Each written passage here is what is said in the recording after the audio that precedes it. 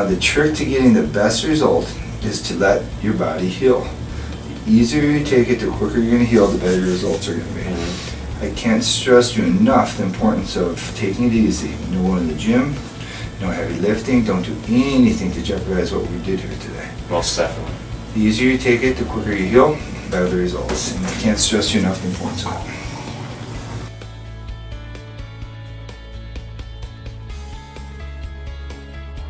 When you look at yourself straight on, just kind of envision, yeah. Yeah. So that gives us plenty of forehead, okay? Still gives us a nice natural recession, not too much forehead, but right on the money. Yeah. And then that'll square that off so that won't open up.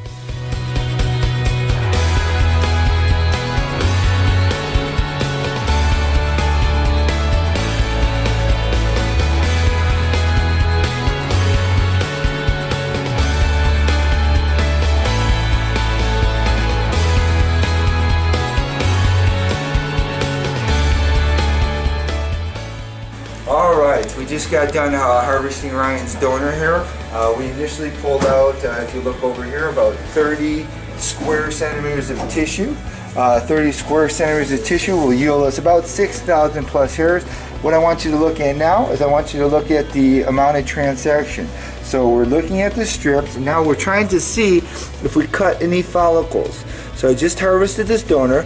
A transected follicle means a hair is cut. So the bulb, here's the bulb of the follicle, and then here's the follicle itself. So if a hair is cut, you'll see a cut hair. So from the top to bottom intact. You'll notice there's not any transection. Here's the transected hair, there's a transected hair, that hair is cut. But if you follow this strip, you'll see that the strip has virtually no transection. And this is what separates me from everybody else who does hair transplants with the strip technology, is I don't transect the follicles. Bulb follicle, everything is intact, okay? This is what makes the yield higher. There's no way around it. When you're harvesting donor hair, you will transect some follicles, period. I don't care who you are. You could be the best in the world, you're cutting follicles. There's no way around it. Now, the best doctors are going to have the least amount of transection. They're going to get you your highest yield. I'm not saying I get perfect strips each and every time, but I consistently get this, and that's how I get the results I'm getting. Then this goes to my staff, and then they go cut it under microscopes, one by one, to make sure that we preserve that follicle, to make sure we get the highest yield. And that's how we're maximizing our result. We're moving as much as we can move, we're cutting it, taking it out perfectly, and then we're dissecting it under magnification to get perfect grafts. Now you can see that underneath here, okay, that's where we harvested the donor. So as I do all my follow-ups, I'm always showing the patients where I start. Now you can see how I took it out. Now you'll be able to see the suture line. It goes the entire way across. Hair covers up on top of hair. So once again, now you can see it hidden under the hair. So the hair covers up on top of the hair, the suture line. So you can't see anything at all. This is just wet. When that's dry, that'll fall just nicely and you won't be able to see anything. There's that suture line, the whole way around, all the way as far as I can get them. So from one side to the other side, as long as I can go, as wide as I can go, I get what I can get, and all that's going to be in our areas up top. So right now we're creating the hairline with the tiny little one hair grafts. In a moment I'm going to show the camera what these individual grafts look like. I already showed you how the strips came out. The strips came out perfect. We got an extremely high yield. We're going to get running a lot of hair. And then once the hairline's done, I'm going to start filling it with some density grafts. The density grafts are the multiple follicular unit grafts, which are 2 or 3 of the bundles naturally grouped together, which allow me to achieve more density from the patient. And that's the main thing that I'm doing differently than everybody else, and that's what I want the rest of the industry to do. These multiple follicular unit grafts. I will get you as much hair as I possibly can get you, and then it's up to you from there to take care of it. One of the biggest things I thought was really neat too, was checking out your site, was that the guy who had the burn yes, victims with the water, yes. And how, you know, it's on your site, I think you were saying that people said that it could never work for him. He was told time and time again no one wanted to touch him because of his scars. And, and you can't tell now. I mean, it looks... One of the things I do, and I have no problem with this getting on the internet or someone hearing it, if someone has a good sad story, like Raheem's, okay, I do their case for them, gratis, no charge. because they really have a real story. I'm not talking about cosmetic hair loss. I'm talking about hair loss from a trauma. Like we help vets out. Military vets, a guy just got shrapnel up with the eyebrow off. I restored his eyebrow for him. I recently had a young lady that got burned in a house fire. I restored her hair for her. So anybody's got a good story like that, I'm more than happy to help out. Yeah. So and that's one of the things that Raheem was one of those cases. Okay, so we showed you what those strips look like once they were harvested. Now I'm going to show you what they look like once they're dissected. What you're looking at here is a one-hair graft. This is the bulb of the follicle. That's the follicle itself. This is a follicular unit. A follicular unit could have 2 hairs. A follicular unit could have 3 hairs. A follicular unit might even have 4 hairs, depending on the density of the follicular unit. A multiple follicular unit graft will have 2 or 3 of those follicular units in it. We don't implant these. We're just showing you how it works. So the follicular unit goes behind these little 1-hair, 2-hair grafts to create more density. As you can see, this has double the amount of hair than these have, which creates double the density, and still will get the natural appearance. So just ignore this top row and notice the difference of how this is double this. This here is double that. So if I were to split that, I can create this. So the more I dissect a follicle up, the more grafts I get, but in actuality I get less hair. So that's why we want to keep these grafts intact to create that density. That's why we call them density grafts. These are for softening, to make a soft natural hairline 1 hair at a time. These are to transition into the density grafts, and here's where we get our density.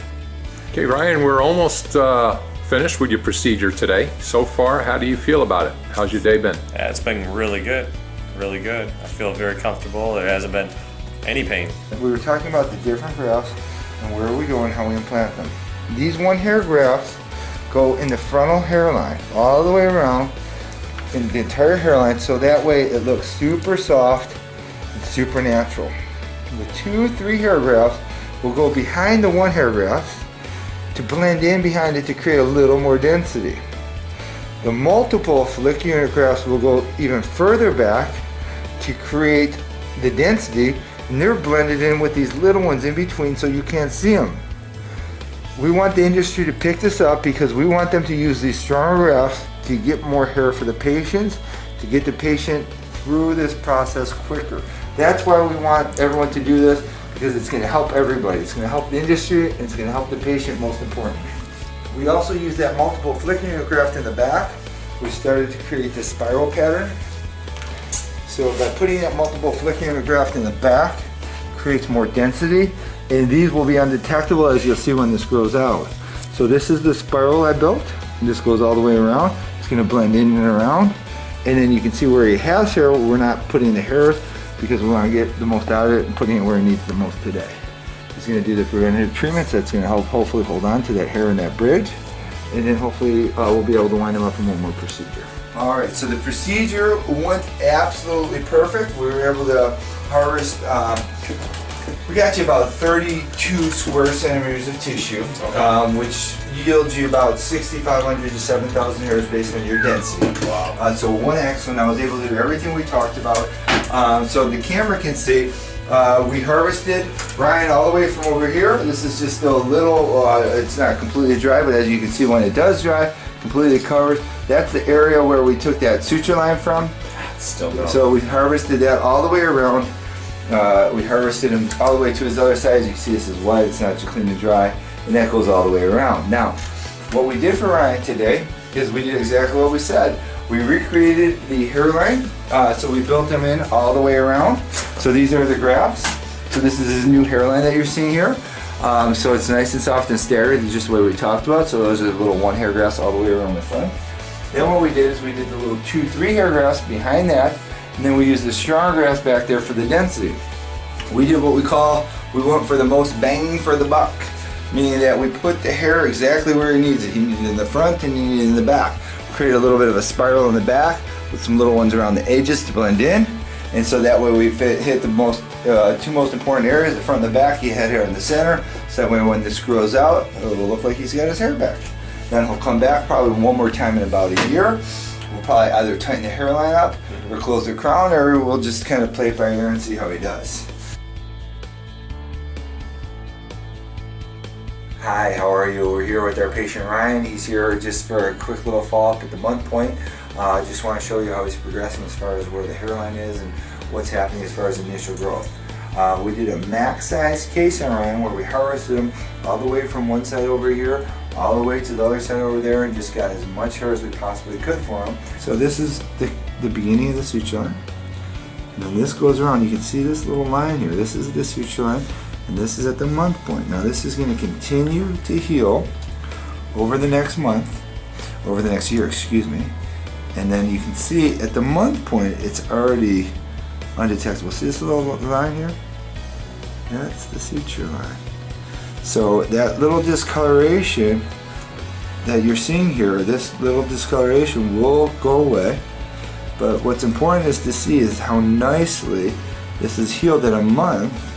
And he could cut his hair probably right now with a 2-blade and you won't even be able to see this. Here now you can really see the line itself because now you got some real color. But that's what it looks like. And this will be completely undetectable in about another, let's say, month or so. You probably won't be able to see any of that redness at all. That'll all clear up. We transplanted Ryan's entire hairline. We went all the way across. He's got really initial growth coming in. See these little hairs? That's a little micrograft starting to come in. These are some hairs that actually grew faster. In general, it takes a solid 3 to 4 months for all the initial hairs to start to grow on the first transplant, and then those hairs have to grow out at a ½ inch a month thereafter. We transplanted Ryan's crown, and then we created a spiral that follows the natural pattern of his hair. So this little area that's open now, you're not going to be able to see in a few more months once the hairs start to grow in. And how was the whole process for you? How'd everything go? It was very good, very smooth. I mean, no pain or anything. Hello, I'm Josh. I work with Dr. Bolton every day, and this is Ryan, his patient. What I'm going to show you today is the beginning growth. Ryan is just 1 month out, and we just want to encourage him a little bit because he really doesn't see a whole lot of change from when he first came in the door, which is normal. You don't really see much of a change for 4 to 6 months, but this is a tool that we use to show that yes, there are hairs growing, and usually quite a bit. So this is 50 times magnification. You can see on the screen the actual weaves of my shirt, and we're going to go into Ryan's scalp and show you his new growth. So let me just stay out of the way of the screen.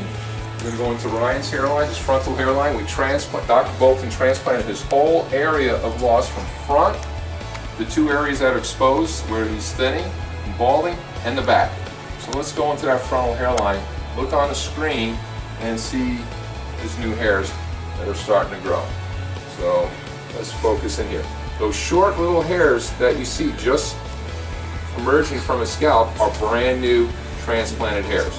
And he's actually got a lot of new growth in his frontal hairline. That is a beard length hair. They're not really doing anything because they don't have their length, they don't have their width, the maturation is not complete, but it will continue to improve over these next months.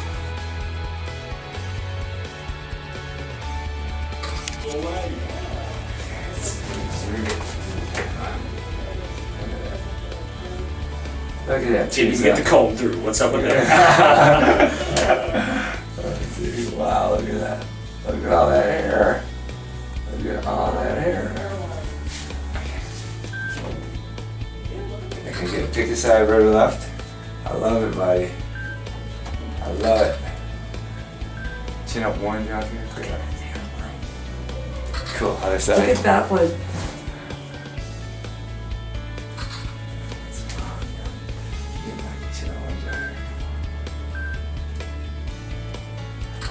Towards the back wall. I chin up a little bit here.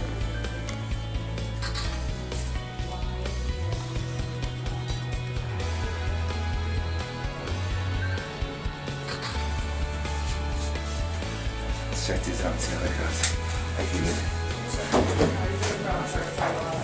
Alright, check this out, Nick. Let's see how we did.